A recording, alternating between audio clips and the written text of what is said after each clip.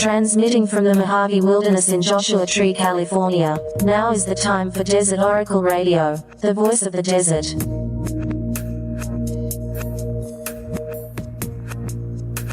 Night has fallen on the desert. It's getting cold out here. At night, anyway. The days are fair as long as that sun's on you. You hardly notice it's chilly out. But coming around the wash into the shady part behind the boulders, and good Lord, it's like a bucket of cold water dropped down your shirt.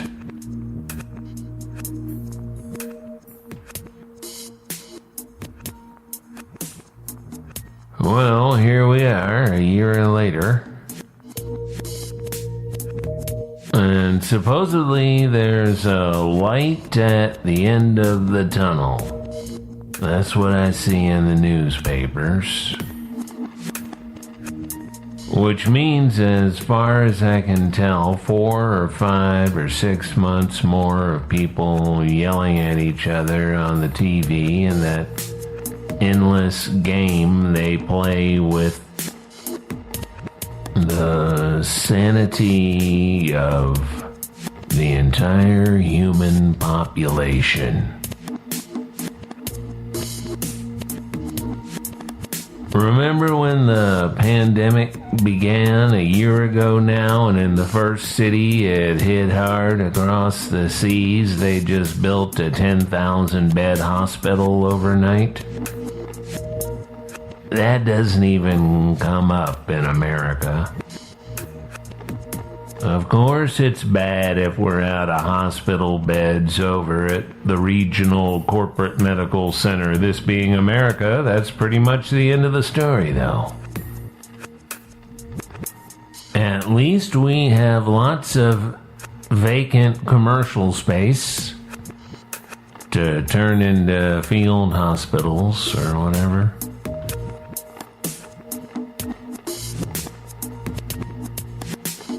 I drive around Yucca Valley and 29 Palms, and I find myself playing a sad little game called Retail Bingo. You ever do that? Try to find a retail space that still has a business in it. A business that's still open. Corporate chains not included. Out here in the rural West, half the spaces were vacant before the pandemic. You remember that?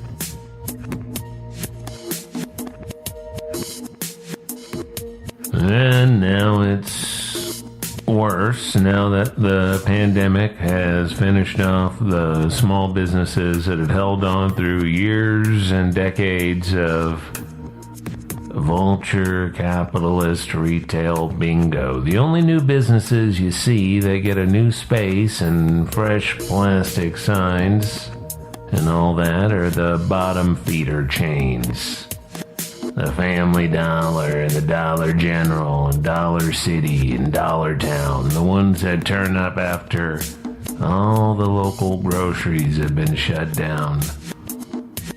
The ones that turn up after Walmart has gotten rid of just about everything else.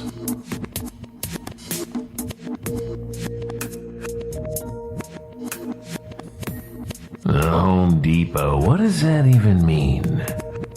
Is it like a train depot? I see no homes arriving and no homes departing. Just a lot of alleged contractors walking around with their chin diapers pulled low, sucking on sports drinks. What sport is that anyway? What sport is that called? In America, a contractor is somebody who did so poorly in every aspect of life that there's nothing left But let them come into your house and break everything while you're not there. Contractors love to give you medical and science opinions too, which is kind of a lot coming from somebody who last looked at a science book the month before they turned 16 and could finally drop out. Not that I blame them. Another year watching inspirational videos from the PE teacher on your laptop, I'd rather eat fiberglass. And at least if you ask a contractor what they do, there's an answer that can be understood. Yes, these people who work at home on the Zoom and get full benefits, hey, what do you do? And they just kind of beat around the bush for 5 or 10 minutes and you realize that they don't know either. Anyway, as always, I recommend hiding out in a cozy little desert cabin with maybe a 3/4 bathroom and a good dog or two. Just stay out of the way until this blows over in another couple of 100 years.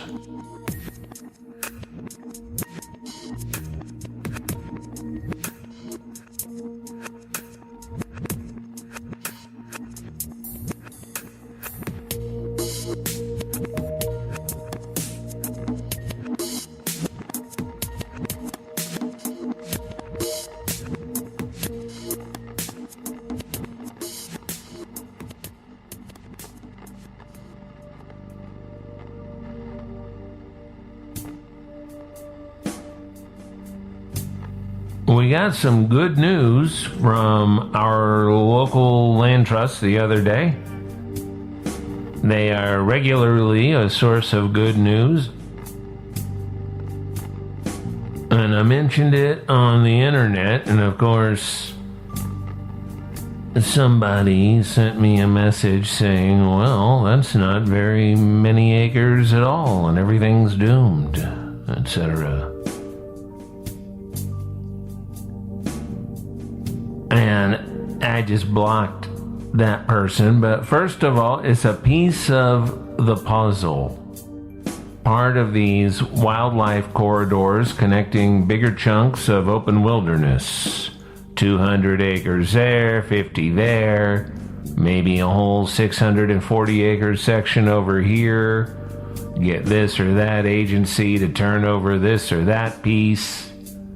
And before too long, you've got a lot of the map in good shape around where you live. Or where you like to spend your leisure time. Or where you just like to think about. It's nice to know what's out there. It's my favorite kind of progress because nothing happens to the land. Nobody builds another dumb suburban development named after the place it just destroyed.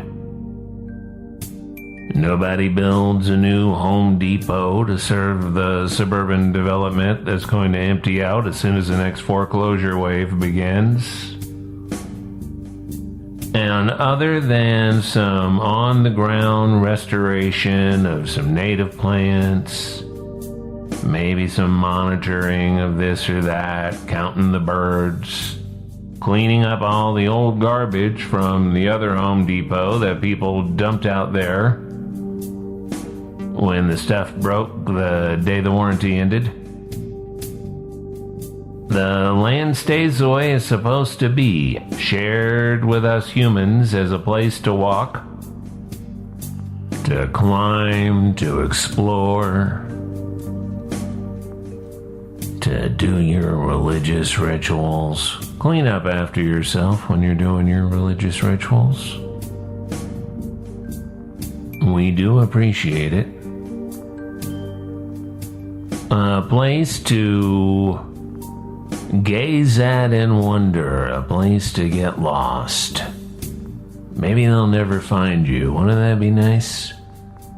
They're never gonna collect on that student loan now, are they? So I was talking with this reporter way out in Brooklyn last week, and I'm doing this because we have a new book out. It's Desert Oracle Volume 1, Strange True Tales of the Desert Southwest. And he asked about the land conservation problems facing the California desert, and I said, you know what? Things are actually looking good in that department.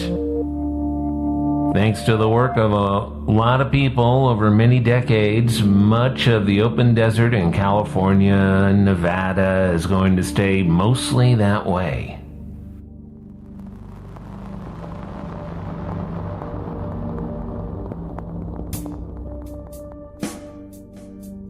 Of course, you have to fight for every acre, every inch, but it's good work. It's satisfying work. It's morally sound. And when you look at the public lands map of America, as Brendan Cummings from the Center for Biological Diversity showed us last week during this program we did with the Mojave Desert Land Trust, we are blessed with a whole lot of open country. The Mojave and Great Basin, mostly home sweet home for me, those two deserts. There's national forests, national monuments, national parks, federally protected wilderness, state parks, wild and scenic rivers.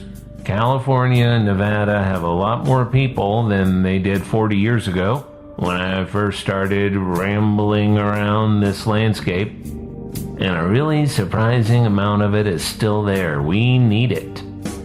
It's a carbon sink, as I probably say too often here, but it's true and it matters. Like the Amazon or the piney forest in the mountains. It's the last great refuge of the continental United States. It's the last place where you can easily get lost and die and never be found. Or make people think that. God bless it. Whatever God you like. Personally, I'm fond of Saint Minerva, our ancient goddess of the Mojave and deserts everywhere. Like all the old ones, the spirits of place, you want to stay on her good side.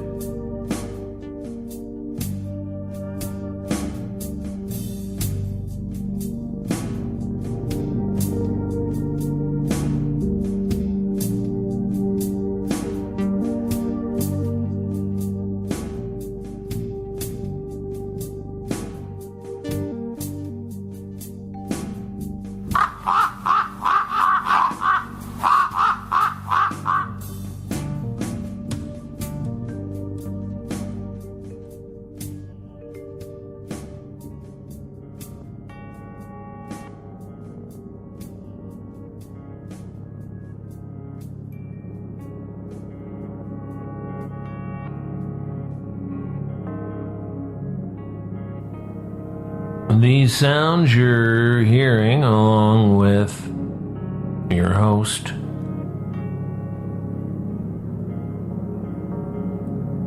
the sounds are by RedBlueBlackSilver. You know, if I don't get through some of this mailbag by the end of the year, they're going to make me get a smaller mailbox, so let's give it a try here. Let's see, this is from D, I believe. And it's a postcard that says Secret Societies. There's a couple of Jawas, and there's the All-Seeing Eye, and there's a skull on a secret book. Sent on 13 October 2020. It's a lucky day for all of us. Hey, Ken Lane, we were wondering if you knew anything about the St. Thomas ghost town that has reappeared recently after being destroyed in the Hoover Dam flood in the 1930s or 40s. I hope you're in good spirits. It's from Christine. No, I don't know anything about this. I'm going to put out the word. I know we have some listeners in Boulder City and that general area. Let me know what's going on. If a ghost town named St. Thomas has reappeared mysteriously, I'm going to have to get right out there. I'm going to have to skip the dental hygienist or something. This postcard has a picture of a Joshua tree and some boulders and the Milky Way at night, which is something you can really see out here on a moonless night, which isn't this week. Hail, fellow traveler. My good friend Ross L. introduced me to your podcast, zines, and monumental book, Dignity. We were among the fortunate masses who traveled to California for the live taping of the radio show last July. Unfortunate because, of course, it was canceled, and fortunate because it still gave us the opportunity to camp under the vast blanket of celestial bodies in Death Valley, Mojave, and Joshua Tree. My favorite night was the one we spent out at the foot of the Kelso Dunes, admiring the very visible Jupiter and Saturn. It got me thinking about what else might be up there. In your expertise, what do you make of the Nibiru, I don't know how to say this, I'm sorry, conspiracy? The idea that there might be other planets hidden in our own solar system. Regardless, I really dug the Halloween shows. Keep doing what you're doing. Your Texas comrade, Ethan. You know, I remember seeing that stuff show up on UFO message boards in the early 2000s. You gotta go look through those things sometimes, otherwise you won't know what's going on in the sky. It's not like there's an official place to report a mysterious, glowing, hovering, silent, triangular thing with a big eye in the middle of it.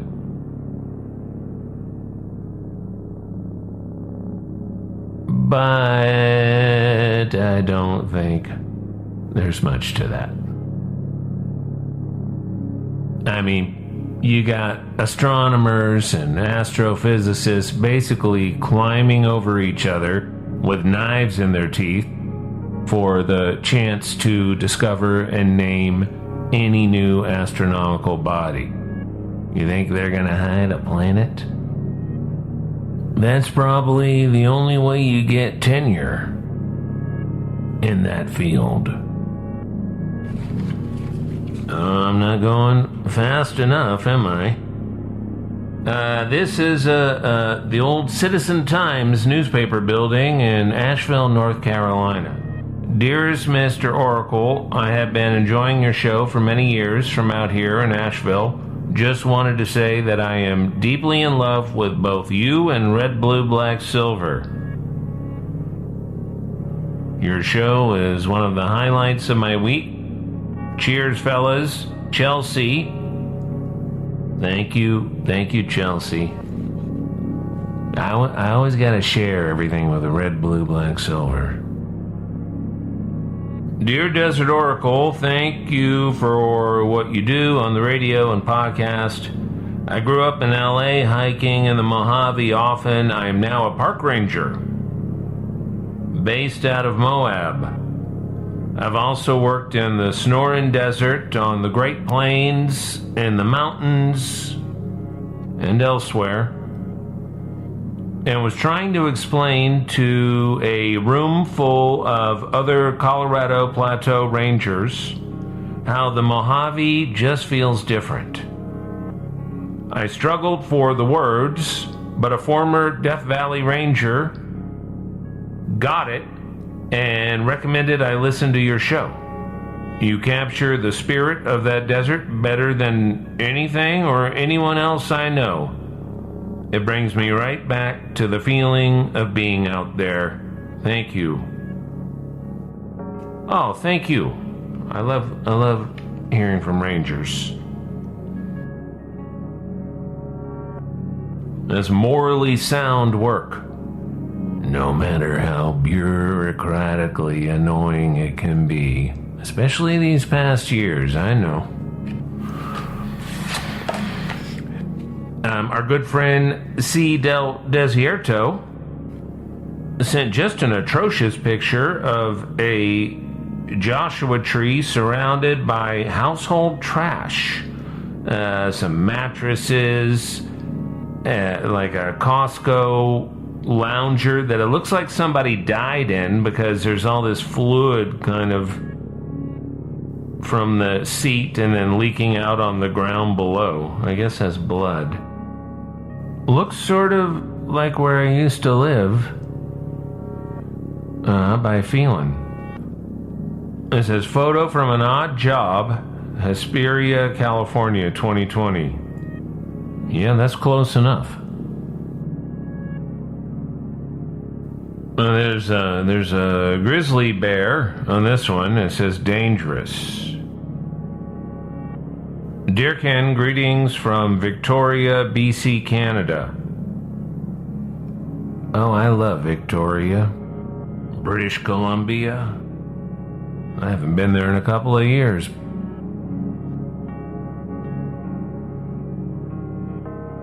I went to Joshua Tree for the first time last summer, but I did not hear about Desert Oracle until I got back home from my trip. I love the desert so much and had a wonderful stay there. I was hoping to come back this summer, but travel may not be possible, unfortunately. I listen to the podcast as soon as a new one comes out, and I dream of my time in Joshua Tree. I can't wait to read the new book. I wish I was there. Sincerely, Jessica. Jessica, it's funny because often in the summertime here, I wish I was in Victoria. Especially up in the woods, a little north up the island from town, but I love that town too. So maybe we can trade. I'll go there and you can come here. You gotta feed my roadrunner. You feed it by just staying inside and watching it kill things.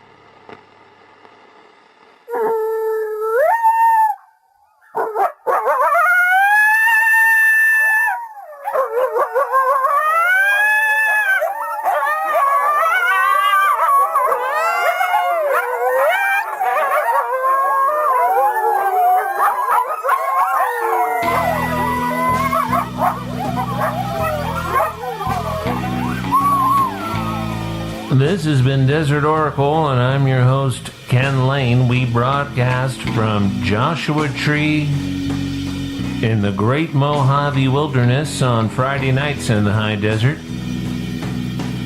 You can listen to us on the good old FM radio. That's the best way.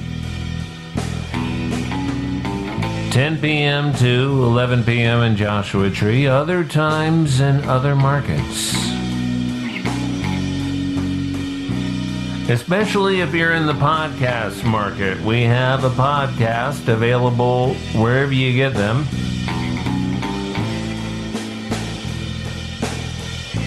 I apologize in advance for the upcoming week of book publicity. It's how it goes, so if you follow us on social media, please be patient. It only lasts a week.